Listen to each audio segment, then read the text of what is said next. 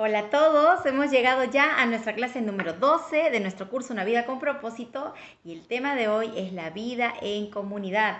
Es que todos nosotros fuimos salvados por la gracia de Jesucristo. Hoy formamos la familia espiritual de Dios. Hoy nosotros somos el cuerpo de Cristo y somos la iglesia. Y la cabeza de la iglesia es Cristo. Él lo llena todo en todo. Él nos da la plenitud para poder hacer lo que Él nos ha llamado hacer. Quiero leer un pasaje que está en el libro de Colosenses, capítulo 3, versículo 14 y 15. Y dice, pero lo más importante de todo es que se amen los unos a los otros, porque el amor es lo que los mantiene perfectamente unidos. Permitan que la paz de Cristo controle siempre su manera de pensar, pues Cristo los ha llamado a formar un solo cuerpo para que haya paz y den gracias a Dios siempre. El punto número 1 de nuestra lección es que debemos hacer nuestra parte para la unidad de nuestra iglesia. Es muy importante porque en ese pasaje nos damos cuenta de que hay dos elementos que se requieren para la unidad. El primero es el amor y el segundo es la paz. Aquí tenemos la necesidad de que intervengan dos fuentes para poder crear una verdadera comunión en la iglesia. La primera fuente viene del Espíritu Santo. El Espíritu Santo es aquel que es poderoso para llenarnos de ese amor que necesitamos. Romanos 5:5 dice que la esperanza no avergüenza porque Dios ha derramado de su amor en nosotros por el Espíritu Santo que nos fue dado. Y también habla de que el Espíritu Santo nos llena de paz en este pasaje que está en Filipenses 4, 6 y 7, que dice, por nada seáis afanosos, si no sean conocidas vuestras peticiones delante de Dios con toda oración y ruego y acción de gracias, y que la paz de Dios, que sobrepasa todo entendimiento, guardará vuestros corazones y vuestros pensamientos en Cristo Jesús. Entonces vemos que este amor y esta paz viene del Espíritu Santo, pero la otra fuente para poder tener una verdadera comunión en la iglesia viene también de nosotros mismos. Tenemos el mandato de parte de Jesús. Dice, amaos los unos a los otros. Amaos los unos a los otros. Es un mandato. En 1 Corintios 13 estudiábamos las características de este amor y dice el amor es sufrido. ¿Qué significa? El amor es paciente. Y por el otro lado, también tenemos una escritura en Efesios 4:3, en la nueva versión internacional. Dice, esfuércense por guardar la unidad del espíritu en el vínculo de la paz. Entonces Dios nos está llamando a esforzarnos, a dar lo mejor de nosotros para que haya esa paz verdadera. Entonces, ¿cuál es el problema? Que en la iglesia muchos de nosotros llegamos de familias disfuncionales, tenemos dificultades para relacionarnos y es en la iglesia donde tenemos que aprender a tener esas relaciones de amor, esas relaciones donde hay paz. Dios quiere que nosotros podamos vivir de una manera diferente. De hecho, la palabra de Dios en Juan 13:35 nos dice de que en esto conocerán todos que sois mis discípulos, si tuviereis amor los unos por los otros. Este es el sello que debe haber en la familia iglesia. Y es que cuando uno llega a la iglesia como un nuevo creyente o candidato para ser creyente, a veces uno no conoce a nadie y la experiencia de poder recibir un abrazo en la puerta o alguien que te salude se interesa por ti, te sella el corazón porque sientes que hay amor en ese lugar y tú quieres regresar a ese lugar. Hoy tenemos la gran oportunidad de poder extender ese amor a los que están recién conociendo del Señor.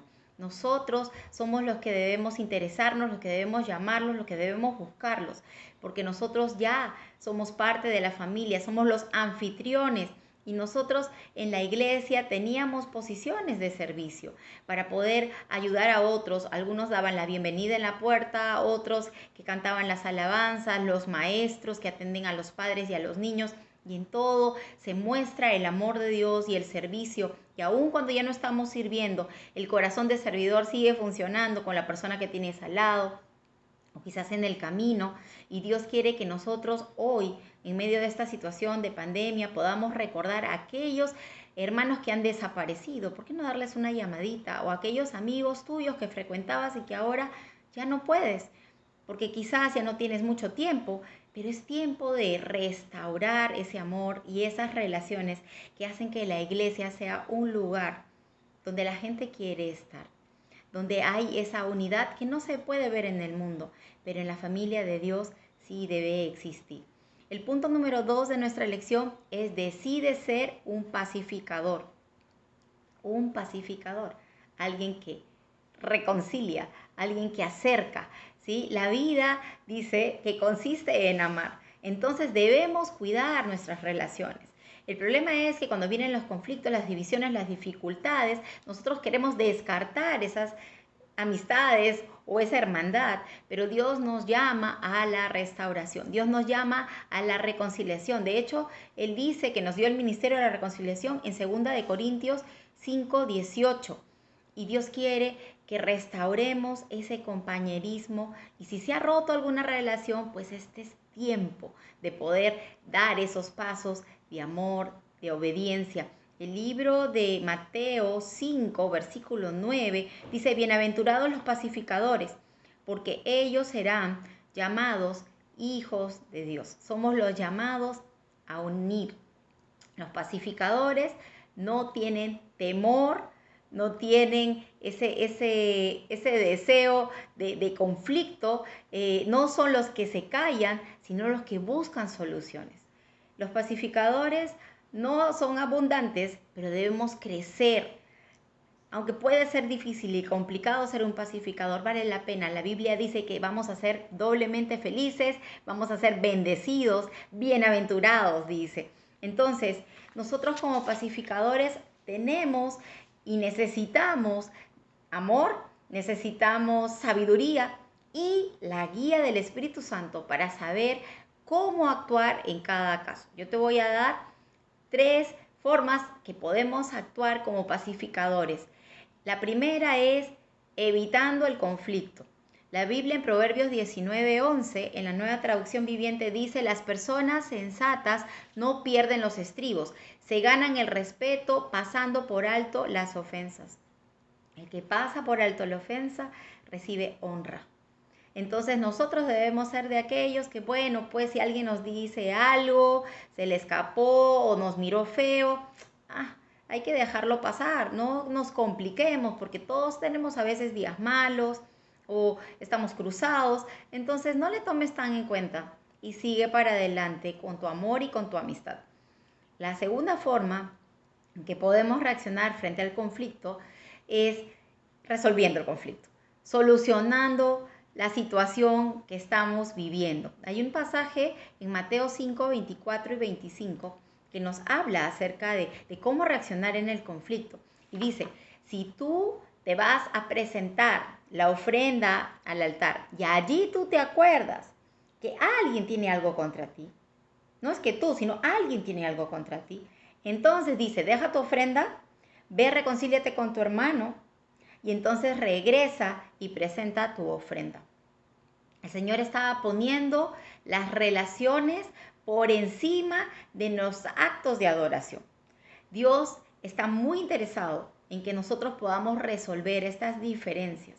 A veces hay cosas que ni siquiera te enteras que has ofendido, pero la actitud del hermano te muestra que hubo un cortocircuito, que algo pasó porque no te mira, ya no te saluda, no te habla. Entonces, en ese caso, ante la duda, Dios está llamándote a ser ese pacificador, a ser ese puente y preguntarle: ¿todo está todo bien? ¿Te he ofendido en algo? Por favor, discúlpame. Y de esa manera abrimos la oportunidad para poder restaurar las relaciones. A veces nos sorprende cuando hacemos esa declaración de querer restaurar nuestras relaciones y sale tremendo chicharrón de que no me miraste, que no me hablaste, que no cumpliste.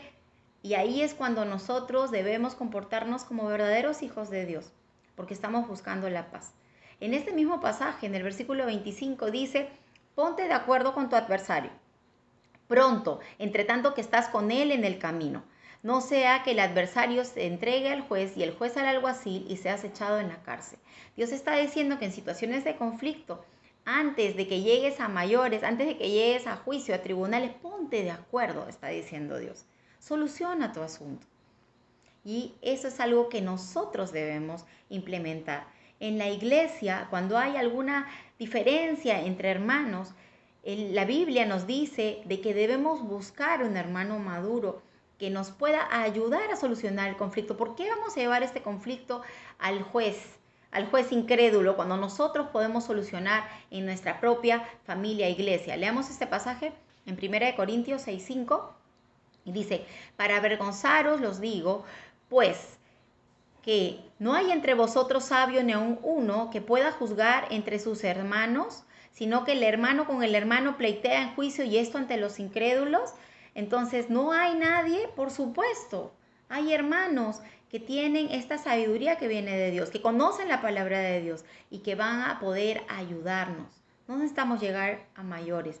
Y la tercera forma de ser pacificadores, de traer paz en el lugar donde nosotros estamos, es creando el conflicto. Y me voy a explicar en este momento. Jesús nunca tuvo problemas con el conflicto. De hecho, él confrontó a los fariseos. Y de hecho, él también solucionó el problema de los negociantes de la fe en el templo. Leamos Mateo 21, 12, 14. Y dice: entró Jesús en el templo de Dios y echó fuera a todos los que vendían y compraban en él templo, y volcó las mesas de los cambistas y las sillas de los que vendían palomas. Y les dijo: escrito está, mi casa, casa de oración será llamada, mas vosotros la habéis hecho cueva de ladrones. Y vinieron a él en el templo ciegos y cojos, y los sanó. Jesús estaba molesto porque en verdad no había orden en la iglesia de Dios y había simplemente comerciantes. Esos comerciantes que dice que eran ladrones, no sé, porque subían quizás los precios excesivos para las ofrendas que tenían que presentar el pueblo, porque ya no las traían de su casa, sino que compraban ahí, o ladrones porque ellos vendían los corderos magullados, enfermos, y esto no era aceptable delante de Dios. Dice que también había cambistas, los que cambiaban la plata, porque venían de diferentes partes. Y dice que había palomas, y estas que vendían las palomas estaban en sillas, pues estaban súper asentados. Y Jesús dijo: basta, esto no puede seguir. Y paró la maldad. Y nosotros también, como hijos de Dios, en situaciones difíciles, complicadas, conflictivas, llegado el punto de no poder solucionar con palabras la situación, tenemos que parar la maldad. Como por ejemplo una mujer que es parte de nuestra familia iglesia y que es maltratada reiteradamente por su marido, es insultada, golpeada, violada. ¿Qué podemos hacer? ¿Callarnos? ¿Hacernos los locos? Hay autoridades a las cuales nosotros podemos recurrir. No podemos callarnos. Tenemos que actuar. La iglesia es luz y la iglesia es sal en medio del lugar donde está. La Biblia nos dice también en el libro de Proverbios 31, 8 y 9: abre tu boca por el mudo, en el juicio de todos los desvalidos. Abre tu boca, juzga con justicia, defiende la causa del pobre y del menesteroso. El punto número 3 es: restaura tus relaciones. Las relaciones que están rotas, las relaciones que están dañadas. Vamos a hablar de 7 pasos para poder restaurar nuestras relaciones. El paso número 1 es: habla con Dios antes que con la persona. Lo primero que nosotros tenemos que hacer es llevar esta situación delante de la presencia de Dios. Si nosotros oráramos más por nuestras relaciones podrían ser restauradas de una mejor manera, mucho más rápido. Dios está presto a escucharnos. Él no se escandaliza por lo que tú sientes en tu corazón. Derrama tu corazón delante de Dios. Dile cómo te sientes, la frustración, el dolor, la herida que puedes sentir. Pídele a Él que te ayude a poder perdonar, a poder restaurar tu corazón. Y en verdad no podemos depender de las personas, porque las personas nos van a fallar. Tenemos que depender de Dios. He aprendido de que nosotros podemos cada día presentarnos delante de Dios y pedirle a Él que nos llene de su amor. pedirle a Él que lleve esas cargas que nosotros tenemos para salir libres ya de su presencia y enfrentar la vida. Cuando uno está lleno de Dios, cuando uno está lleno del amor de Dios, ya no está mendigando ese amor, sino que uno quiere que así como uno es feliz, todos sean felices y queremos servirles y queremos ayudarlos.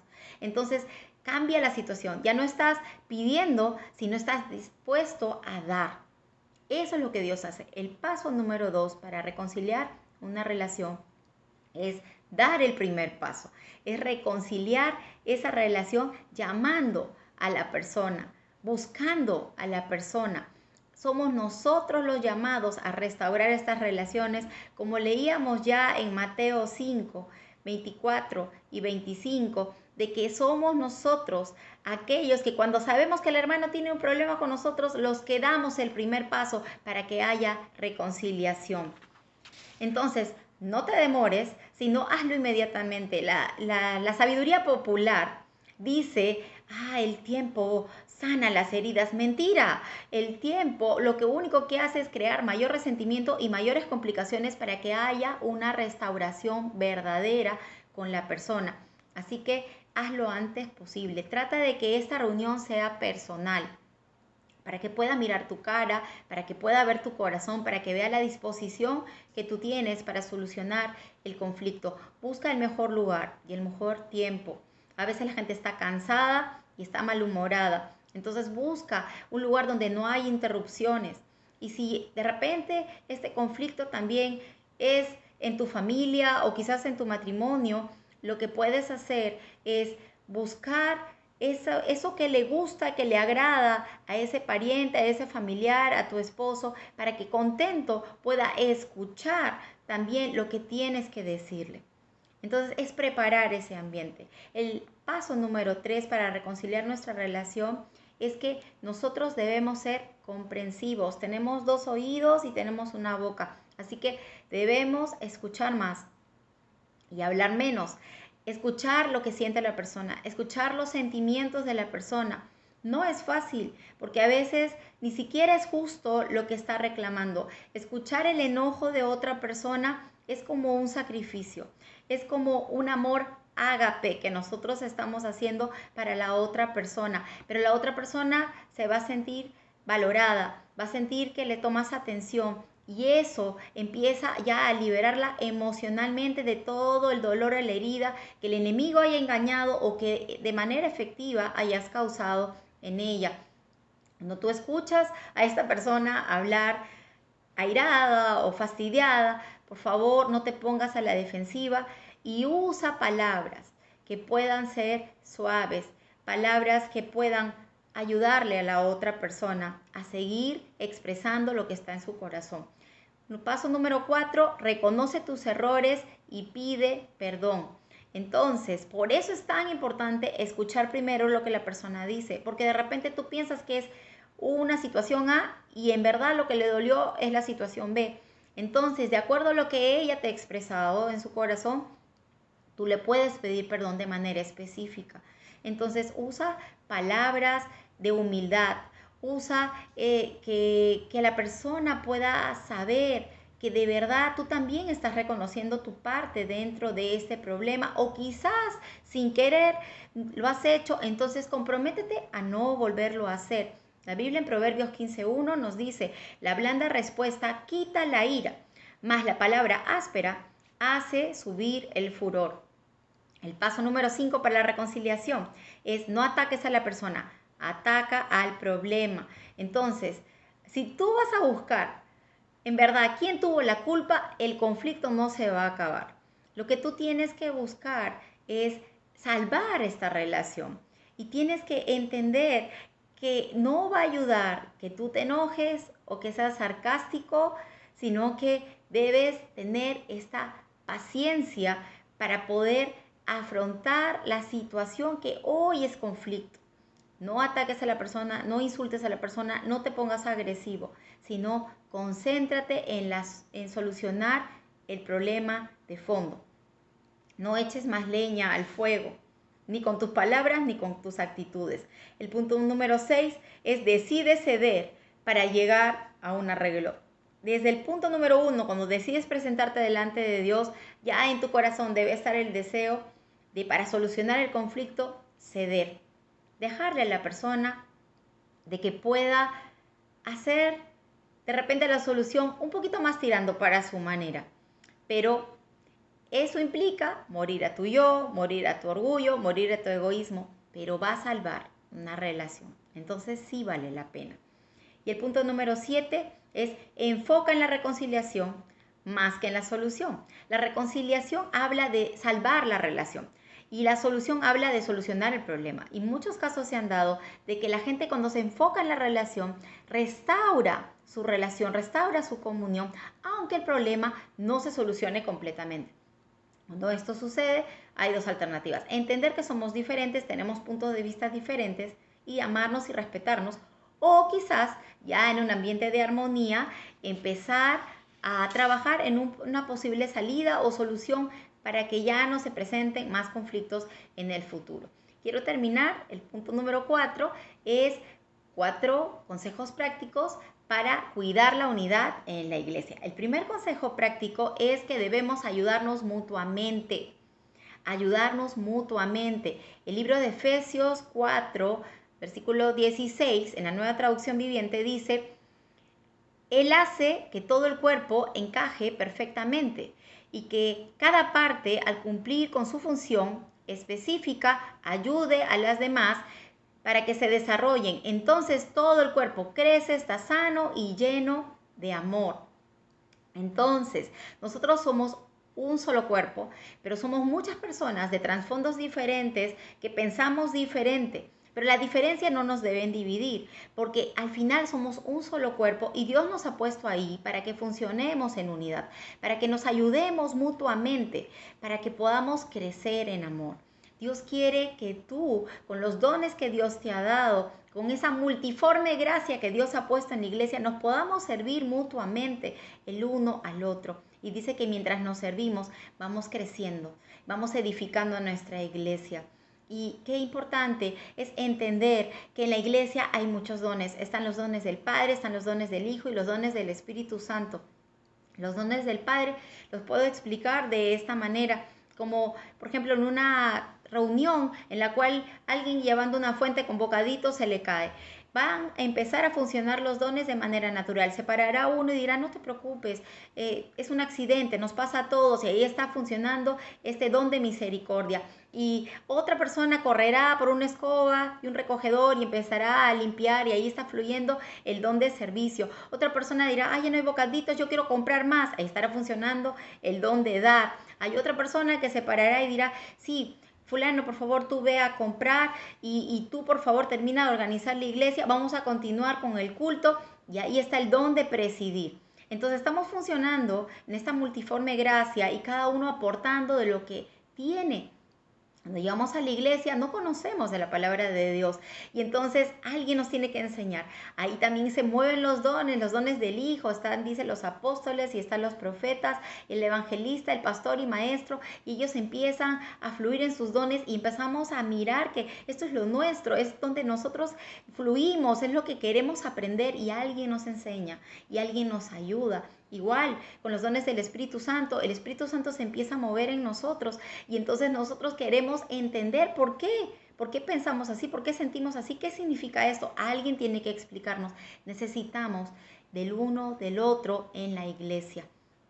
El consejo número 2 acerca de mantener nuestra unidad en la iglesia es que debemos animar más que criticar, porque no vale la pena estar criticándonos, haciendo comparaciones, quién sabe más, quién no, a quién te gusta, a quién no, porque en verdad eso divide, eso daña. Y dice la Biblia en Gálatas 6, versículo 7, no erréis, Dios no puede ser burlado. Todo lo que el hombre sembrare, eso también segará. El tercer consejo para mantener la unidad de nuestra iglesia es que debemos negarnos a escuchar chismes, porque el chisme destruye, el chisme divide, el chisme hiere, daña y no podemos admitirlo. Cuando viene una persona a tratar de traer chisme o rumores acerca de cosas que no sabemos ni siquiera si es verdad, si no eres parte del problema ni parte de la solución, lo que debes hacer es invitar a esta persona y decirle: mira, si esta situación es de fulano, entonces, ¿por qué no vamos a conversar con la persona para ayudarle, para orar con ella, para saber si es verdad? O si esta persona tiene tal dificultad, entonces, ¿por qué no le decimos al pastor? Y termina de contarme ahí con el pastor presente para que él pueda solucionar también. Si la persona se niega a hacerlo, es porque probablemente no está segura, no ha escuchado bien y tiene temor.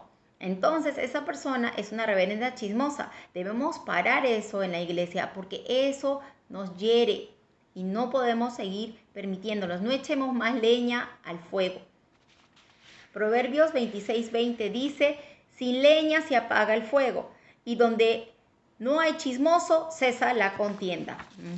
Y el cuarto y último consejo para mantener la unidad en nuestra iglesia es apoya a tu pastor y a los líderes. No hay líderes perfectos, no hay pastores perfectos, pero Dios sí les ha dado la responsabilidad de cuidar por la unidad de la iglesia, de impedir que haya división, de solucionar problemas entre los hermanos y a veces salen trasquilados porque no pueden agradar a todo el mundo. Entonces algunos se resienten. Es un trabajo un poco ingrato, pero vale la pena si ves que la iglesia está creciendo, que la iglesia se está uniendo, que hay amor, que fluye el mover del Espíritu Santo. Entonces vale la pena. Dice la palabra de Dios en Hebreos 13:17 que ellos velan por vuestras almas como quienes tienen que dar cuentas.